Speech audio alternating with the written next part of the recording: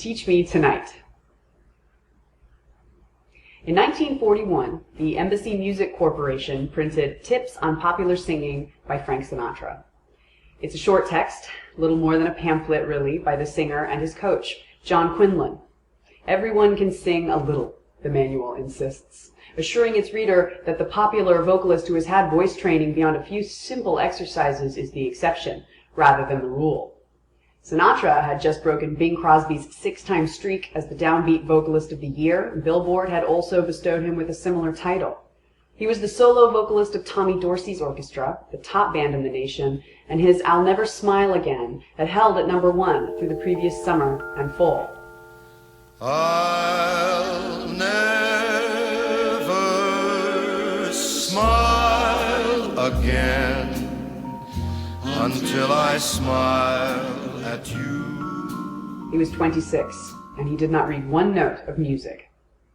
Even though decades into his solo career, Sinatra would sometimes declare that he never took a voice lesson, most confirm that he spent his early 20s working with Quinlan, an Aussie bel canto tenor fired from the Met for drinking on the job. The Sinatra that arrived at Quinlan's apartment for his first $1 lesson was shifty and marble-mouthed, but his voice had spirit. It carried the post-teen passion of a spoiled but driven music nut who had already decided that A, something inside of him had to be heard, and B, that popular songs were the only way he could make a big enough noise to satisfy himself. Even as a Hoboken nobody, Sinatra had ideas about singing, gleaned from a lonely childhood spent worshiping both radio and the musicians that passed through town on the way to New York gigs. Though his voice was tight and much less expressive than the voice we now know as his, Sinatra had already begun straining toward a sound that was cuff-linked and pedigreed and better than. You can hear this in the apprentice-level sounds of his first recordings, pre-Quinlan. You can hear the American songbook squirming inside his neck, excited to get unstuck. Quinlan began by training Sinatra's body, from feet to pelvis to neck to temples, remolding it as a reservoir for polished tone. His breath was inflated to accommodate long, smooth notes with constancy. The mouth, that in speech wrenched itself into joysy knots, was reprogrammed into masks of widened, relaxed singing positions. These masks, a face for every phoneme, were cross-referenced with different modes and shifts in melody, and that made all of Sinatra's sounds blend into one another.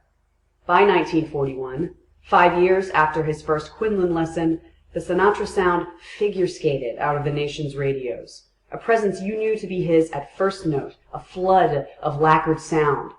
And the 32-page Tips claimed it could work similar magic on any interested body and face for just 75 cents. The first lesson of Tips is an embarrassingly easy one. It is suggested that the student listen to the records of as many different vocalists as possible. Take, for instance, the Valets, the Columbos, and, though it could have gone without saying, the Crosbys. Sinatra met Quinlan already having completed that first day's homework. He was the rare child of the 1920s who had not only his own bedroom, but his very own Atwater, Kent, at which he knelt every day after school. A Bing Crosby poster hung over his bed, and by the time he was 16, singing local weddings and rallies for sandwiches, the neighborhood knew him as the skinny doofus who swanned about in Bing chic, yachting caps, ascots, pipes. Crosby was a sensible choice of idol, as he, more than any other crooner that Tips cites, made Depression-era radio more exciting. The first crooners embraced that miracle of 20th century sound, the studio mic, by singing in low and heartfelt styles that countered the blare of the band leaders and the busy vaudevillians. While Al Jolson don't want any million, I'm getting my share. I've only got one suit, just one, that's all I can wear. Jimmy Durante, Dink, a dinkity, a dinkadoo, a dinkadee, simply means ding. Louis Prima, And I sing up, we love song, all of the time. She will only be, only. and Cab Calloway.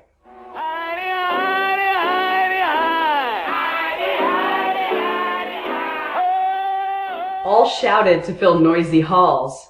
Early radio sheiks like Rudy Valley, Guy Colombo, and especially Bing Crosby sang close and ornate as if the screen of the radio speaker were the lattice of a confessional window. As Being and Company popularized singing in close-up, Tin Pan Alley heated up crooner lyrics to the point where they bordered on purple. By the time Sinatra met Quinlan, many writers were composing lines too schmaltzy to sell with a straight face. Tips also mentions singer Bob Eberly, who used a mayonnaise tenor to gloss over lines like this. To me, your voice is like the echo of a sigh. And when you're near, my heart can't speak above a sigh, Maria. And handsome Jack Leonard, Tommy Dorsey's top voice until Sinatra took over, had forthright, almost hunky baritone notes that took the sting out of turgid lines like, You are the breathless hush of evening that trembles on the brink of a lovely song. The lesson here, in both Eberly and Leonard, is that to stay afloat on these new crooner lyrics, you needed to get a strategy. Tips devotes most of its pages to 16 chromatic passages, sung in fragments of near gibberish lyrics. The pupil is to repeat these lyrics again and again, building the muscle memory of his face, breath, and chords. Many witness Sinatra still singing a few of these exercises, like number 3, Let Us Wander by the Bay, and number 16, That Is All for Today, into his 7th decade.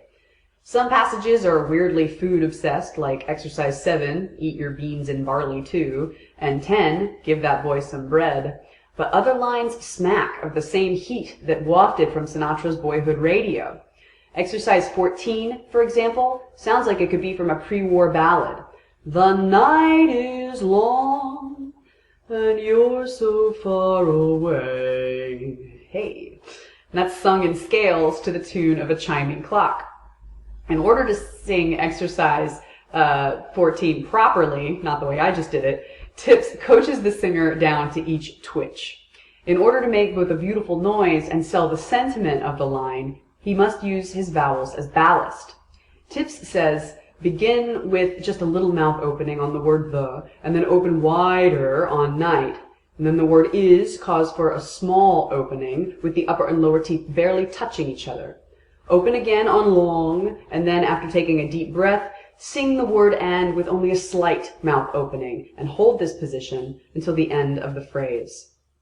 It is easy to picture Sinatra absorbing this particular rudiment because following its instructions proves how minute mouth changes can yield lyrical intent.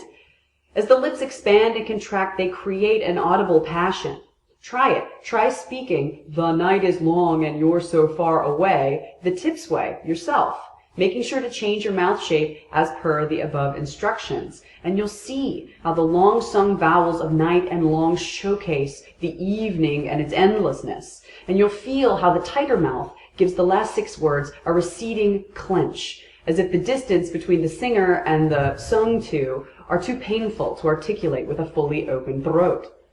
Such phrasing is the first major pillar of Sinatra's greatness with a capital G, because nearly every damn line of his discography, including turkeys like Mama Will Bark, She said, Mama will bark. You look so lovely in the moonlight. Yes, but Papa will bark. Your eyes are shining like the starlight. Yes, but... they're all this full of such color and nuance.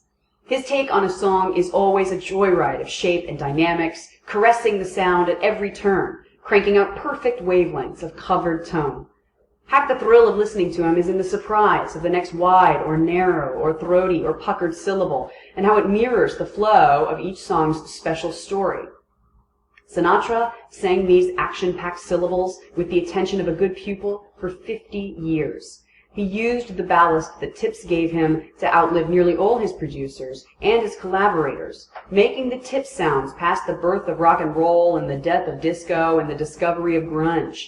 He sang them alongside Fitzgerald's and Armstrong's and Clooney's and Davis's Jr., the Diamonds and Jobeams and King Cole's and Pavarotti's, the Streisands, the Bonos, and the Bonos. This Tips coaching aims for the exact delivery that shaped what is arguably America's longest singing career. It was a sound that was popular both for its refinement and for its ease, a girded, articulate, and balletic voice. And, if we are to believe Tips, a teachable voice. At the end of the 16 lyrical exercises is a page without any words or lyrics, just 5 hand-drawn mouths making the shapes of the 5 vowel sounds, A, E, O, and U. A Tips singer is advised to treat each vowel as a fixed gesture, like the hand choreography in YMCA. While Sinatra did allow himself to play with consonants, dropping G's, fusing TH into a street-tough T, these 5 fixed mouths herded his vowels, keeping them ahead of the teeth to ensure crispness. It's an edict Sinatra heeded so well that his sounds are often mimicked as chewed. Find any tribute artist from Atlantic City to Branson, and the fake frank mouth will vogue through every vowel face on page 31 to first sing, "Fly me to the," and then end in the extended flex of the twin oo in moon. Because the vowels, all Sinatras know, are where the action is. The vowel in Tips is a fine place to hear Sinatra separate himself from the crooner pack, as it was cellular level choices like the ones in his that readied him out of all the other boy singers to best Bing Crosby. While Bing and his wannabes would open up tall and bright for the in Turalura, bumping the vowel ever so sweetly like an avuncular bassoon.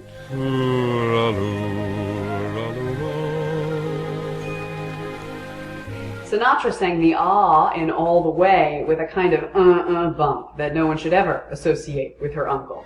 All the way. This is part of the joke of Swooner Crooner, a 1944 Porky Pig short which portrays Bing and Frankie as roosters singing to the hens of Porky's flock-eyed egg factory. At the end of the day, when the two have crooned acres of eggs from these Rosie the Riveter hens, the pig asks them, Gee whiz, that's swell, fellas. How did you ever make them lay all those eggs? It's very simple, Porky. Like this.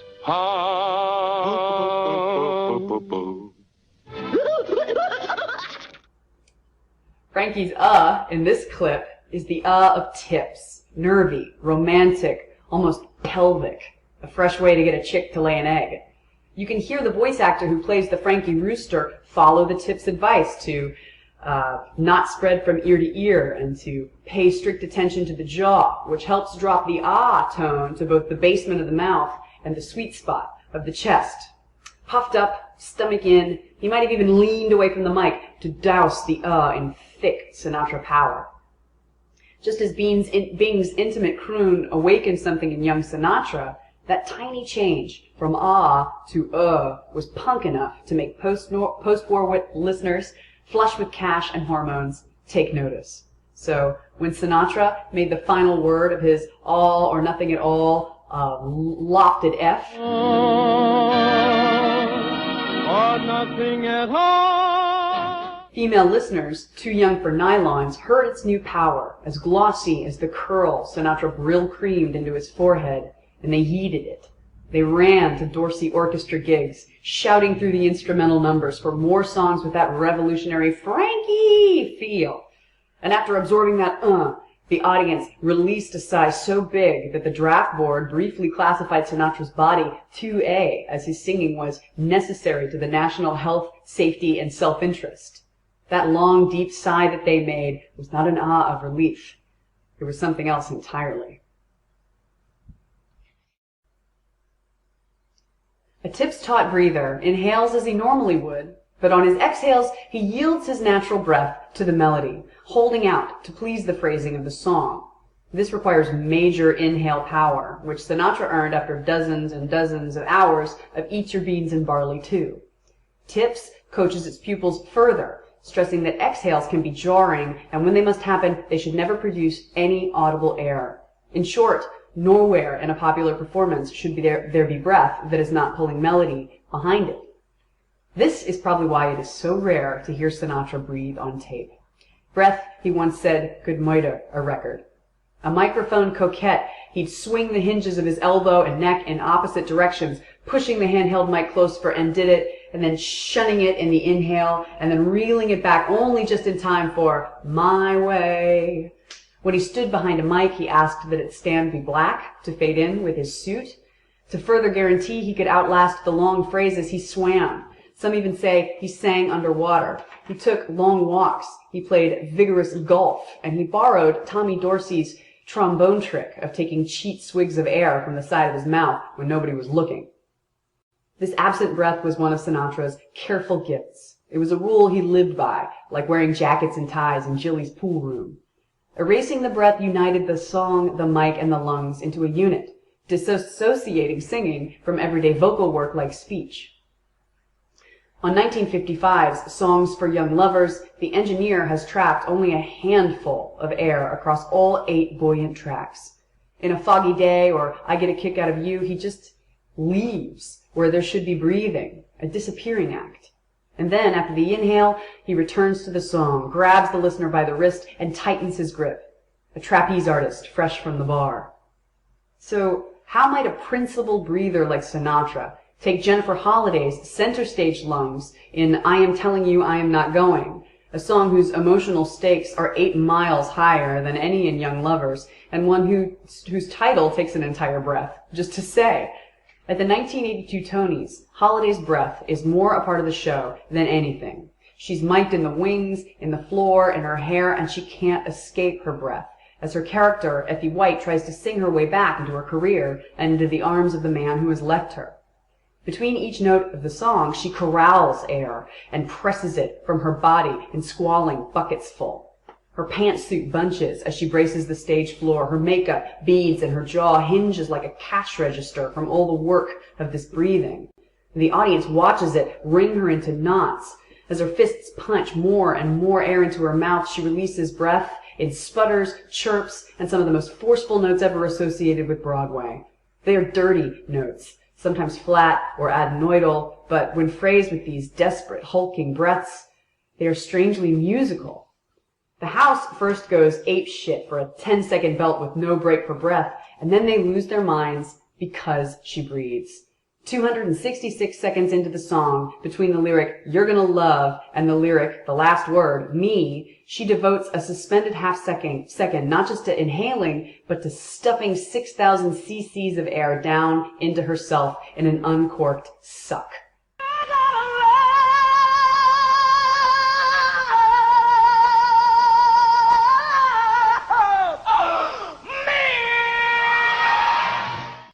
This is the sound of a hero resurfacing after 3 minutes under treacherous water, or of a dagger entering the heart of a Jacobean avenger. The note she voices with that sucker punch breath, a cheerleader loud meh that wavers in and out of tune, is meaningless because the breath is what resonates in that theater. It is the real music of the song's trite rallentando. It is the sound of a trained singer who knows that the only way to sing like a woman desperate enough to break any rule of the book is to break the major rules of singing. Tips be damned. 30 years later, singers who cover I Am Telling You I'm Not Going still gulp that last breath, as if it were scored onto the staff, alongside the fermata.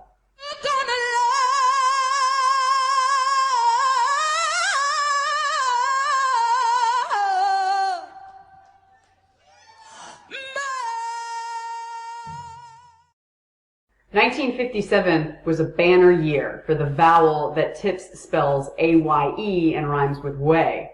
And it's not just because Sinatra recorded April in Paris, Baby Won't You Please, The Night We Called It a Day, The Road to Mandalay, and Put Your Dreams Away for Another Day. It's because that year also brought 8 charted singles for Little Richard, who puts his A up just behind his front teeth, more like A, so he can sing the vowel bright and dandy in songs like Rip It Up. Got me a date and I won't be late. Pick her up in my 88. Shag gon' down by the... It was also the year of Whole Lotta Shakin', in which Jerry Lee Lewis twangs a preacher's A for shakin', shake, and baby. And finally, for all 28 minutes of 1957's album The Chirping Crickets, Buddy Holly rolls both corners of his upper lip toward his nostrils and then bounces the A to either his sinuses or his gullet. That'll be the day when I die. Well, baby, baby, I'll have you. Hey. Louis was 7 when Tips was published, and Holly was 6 and Richard was 9, but it's worth wondering if they got their hands on an old copy of the pamphlet as kids, because their 1957 TV appearances show Sinatra's mouth positions taken to absurd places.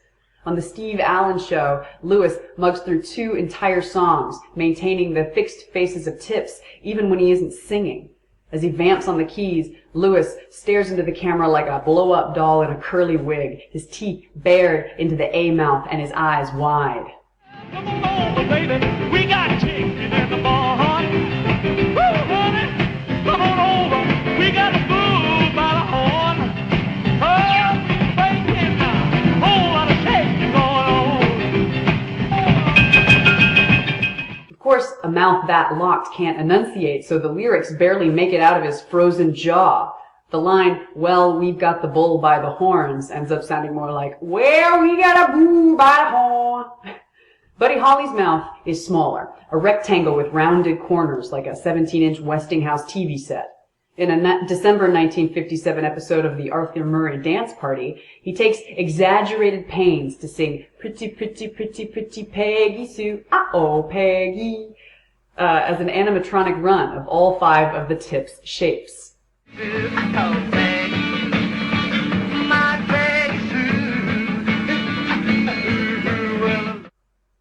Though their eccentric A's seem to mock vocal propriety, each singer follows a pop tradition forged by Sinatra and by Tips.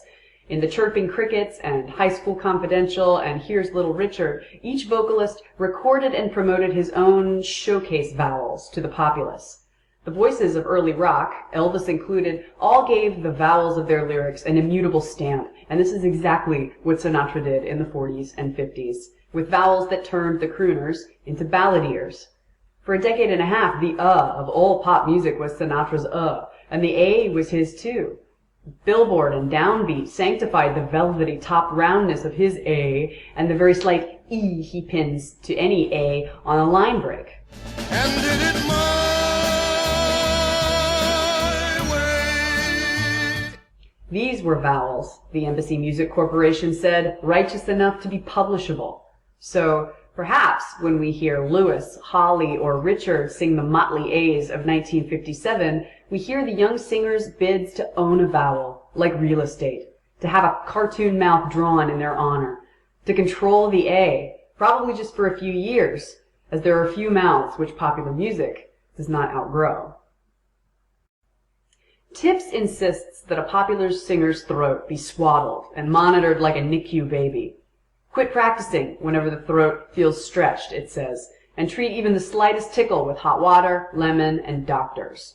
It warns all singing bodies to keep the feet dry and avoid sitting in a draft, though it is surprisingly tight-lipped on the subjects of cigarettes or booze. Sinatra heeded these directives faithfully, as he did the vowel lessons in Tips. Many of his entourage noted that he washed his hands 24 times a day and changed his boxers at least twice on show nights. When he had his druthers, which was often, he recorded in the evening after his throat had been given hours to loosen, and he rarely used his voice off the clock. Ava Gardner only remembers one private concert in all of their 6 fiery years together, when he sang her to sleep during a bumpy jeep ride across Africa. When you awake, the day takes a bow at your door. The prime motivator for all this throat care was fear. Sinatra's voice was legendarily fragile, as toxins, overuse, and even emotional turmoil bled all over his session tapes. What's worse, sickness or stress had been known to silence him. After one strep diagnosis, he spent a week of vocal rest in an oxygen chamber, miming hand signals to his valet. And his career almost ended in 1951 when, crippled by a doomed love affair and a dirty fight over his Columbia contract, he suffered a submucosal hemorrhage on stage at the Copa during the most inopportune phrase of Bally High. His throat just gave, Not a crack, but a mutiny that was, of course, written up in all the trades. He allegedly tried suicide that same year. At 35, smack dab in the middle of what experts call the peak of a baritone's years, Sinatra was slapped with a reminder that singing is a gerrymandered bodily function even more so than speech is. For all the research and methodology humans have applied to it, enough of singing's processes are still equal parts magic, blind faith, and worst of all, confidence.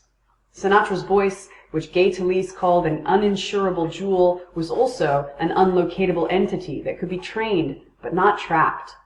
Though the regions of the body most responsible for singing are easily monitored, singing itself does not calcify or clot. It cannot be x-rayed or splinted like our other breakable body parts, for the voice is not a body part at all. Maybe this is what those early rockers were fighting, Sinatra's devotion to a ritual that could not be guaranteed. They pushed back at the fact that even if a traditional pop singer followed all the edicts of vocal health and exercise, he still had to worry and pray just to keep his phantom instrument in a bankable order. So the oncoming waves of rockabillys, folkies, invading Brits, girl groups, glams, goths, new wavers, jam bands, metalheads, and screamo kids and arena rockers that followed Sinatra, this might have been a fate even more claustrophobic than that Tip's straitjacket. That old school squares, who played by all the sonic rules, could still fall prey to throat revolt. The opening lyric of the absolutely perfect album Frank Sinatra Sings for Only the Lonely is Each. Each place I go.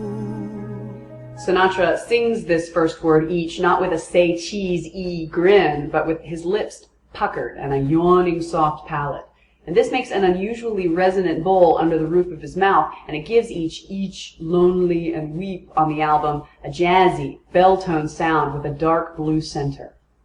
There is a fitting solitude in singing the smile out of an E for songs like It's a Lonesome Old Town and One for My Baby and One More for the Road.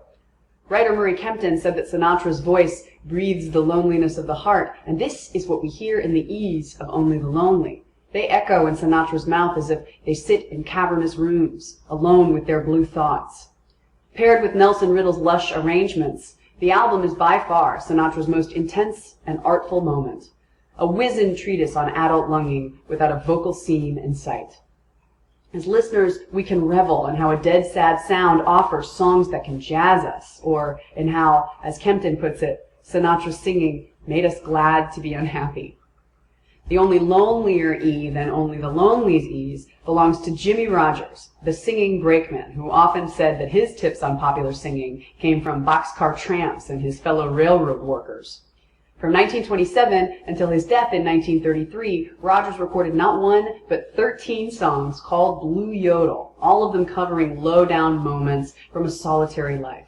Hard work in mean-ass towns, his decade-long struggle with tuberculosis, this woman named Thelma that deserved to be shot, and he charts the pain of each blue yodel with a notched trip up the throat from his wry tenor to the sweetest head voice this side of Vienna. Ole, ali, ole, ali, ole, ole, ole. The sonic thrill of any yodel is a vocal byproduct, something Sinatra learned to mask early on, that rough break in the voice when it pops from chest to head. And the vowel that best showcases that break is an E, sung with a smiling mouth and the sound placed so far back in the throat that the note clacks. So Rodgers' blue yodel refrains are Only the Lonely turned inside out, nasal tattles of the throat at work, ending in a busy, almost baroque finish.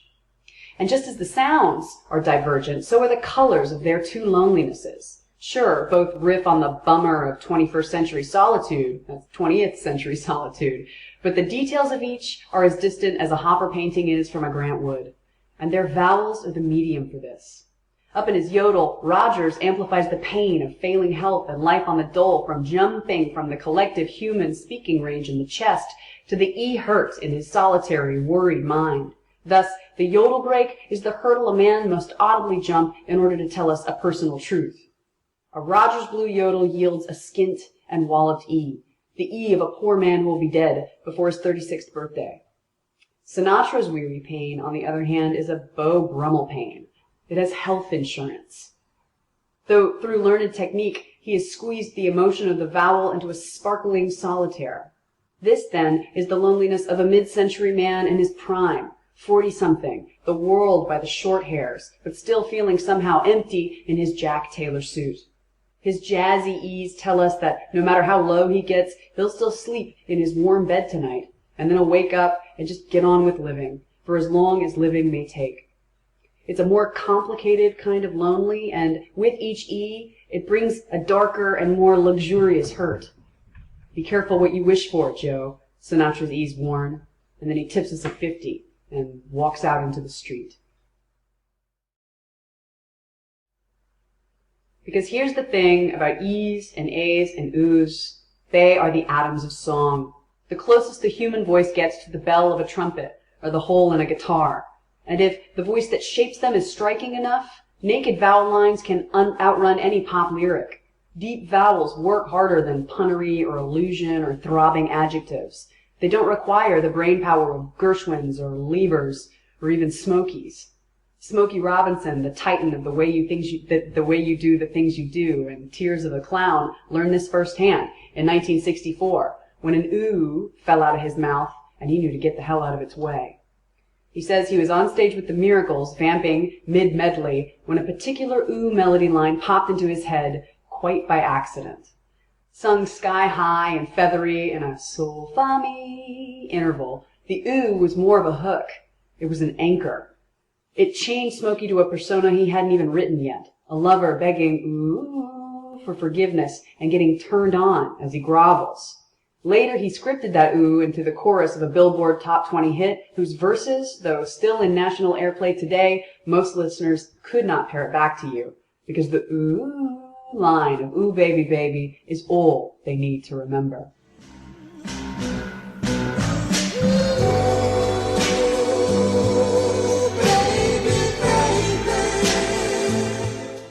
A year after Ooh Baby Baby, Sinatra recorded his most famous ooh, which, like Smokey's, was never part of any legit lyric.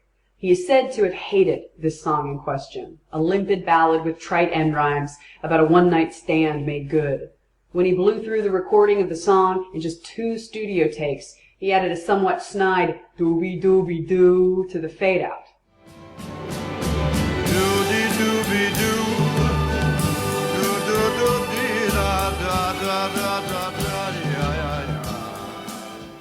This famous ad-lib carries a surprisingly butch ooh with none of the smitten bubbles of Smokey's. It also lacks the demureness of Tip's, which would teach him that the oohs need only be gentle O sounds with the lips protruding slightly. We hear in Sinatra's doobie oohs schmaltz tinged with rage. It's got to be the angriest ooh in the easy listening catalog. And perhaps, for that reason, it became his first #1 in a decade. He performed the song for over 30 years, sometimes stopping the band to ask the crowd why they wanted to hear such a lemon for the umpteenth time, and for a couple of those decades, his reluctant reprisal would include that scat outro, once a felt improvisation and now a stone tablet that he's sick of carrying. Strangers in the Night was part of his last full set in Japan in 1994, and it fared better than other tunes on the 14-song bill. He still found his core pitches and clung to them, his mouth working from A to E to like it always did. But his range was half gone, his breath was pedestrian, and all the tones of Tip's had suffered from cell death. By his final verse, Sinatra's had collapsed, the A in Strangers pinched, and the E's of the song fizzled into the orchestration like afterthoughts. He did not even bother to doobie-doobie-doo. Still, these final tours were not as deflated as many singers' last acts. The New York Times marveled at his spontaneity of phrasing and introduction and intonation, and how he still seemed compelled to experiment, trying out little tricks of phrasing, indulging in impromptu scoops and dives and interpolations that worked. He was pushing 80 and moored to a stool, but still visibly fighting, even for this song that he hated. Yes, his glaze sharpened and faded over the course of that swan song in Japan, but when his eyes were clear, Sinatra glowered into the house, alive with the task of storytelling, straining to tell all the strangers in the Fukuoka Dome this loathsome tale of an anonymous fuck with a happy ending. It is in this straining that we hear the rule of tips that Sinatra broke from the get-go, a rule he continues to ignore straight through to his final vowel.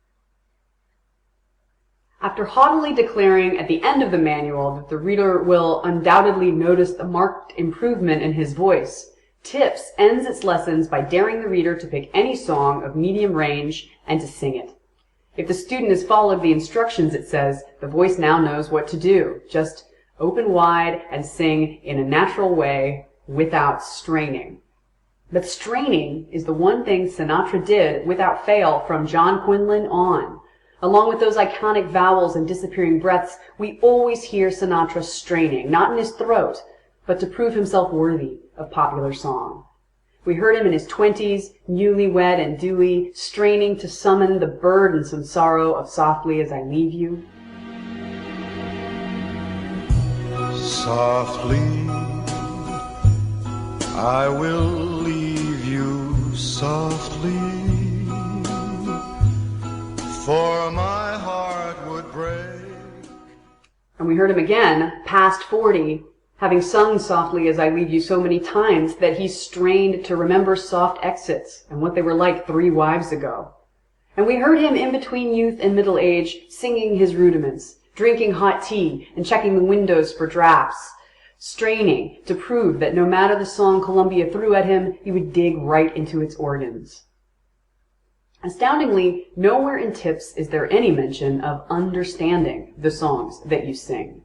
And this is shocking because, for one, it is the Quinlan lesson that Sinatra actually remembered into his senior years. In the liner notes of his last compilation CD, Sinatra cites Quinlan not on tones or air or vowels or beans or barley, but as the man who told him, "You can't sing what you don't understand." And learning this understanding, both authors must have known, cost a hell of a lot more than 75 cents, so they didn't even bother mentioning it. Only occasionally does a singer's life run dead parallel to his understanding of a song, and even then, there is a strain to understand that shakes the music around it. With Sinatra, we hear that direct parallel in That's Life, in My Way, in Nancy with a Laughing Face, and in 1957, when, in the middle of his bust-up with Ava Gardner, he stormed into the studio, took a flying leap at I'm a Fool to Want You, and then marched out after this one 5-minute take. I'm a fool to want you. I'm a fool to want you. Unlike the strain that Quinlan beat out of him in the 1930s or that got him dropped from Columbia in the 1950s, the strain to understand the constraints of the American songbook while his own life and body changed is a strain that lures the populace. It is a strain that kept him relevant when many of Quinlan's other gifts left him. In the Fukuoka Dome in 1994, his entire set is a battle to sing in the face of his own decay, to spite the ossified cartridges in his larynx, his striated throat, and his perforated breath. And the old man is in luck, because pop listeners very often concede that all voices, even great ones, must loosen and shrink. This admission is what separates the popular contract from the classical one. For us, a performer chasing down the heartbeat of a song is always welcome, as Sinatra was, to keep pushing himself. And that push cannot be set upon a body, like the 5 fixed faces of Tips. And though the smoothness Quinlan taught young Sinatra is welcome, and maybe even crucial, it is this struggle for proof that we strain to hear. We struggle to hear the 60-round live bout of Sinatra rising from the mat, sneering, and then hitting the core of our favorite songs with a tightened fist and an open heart.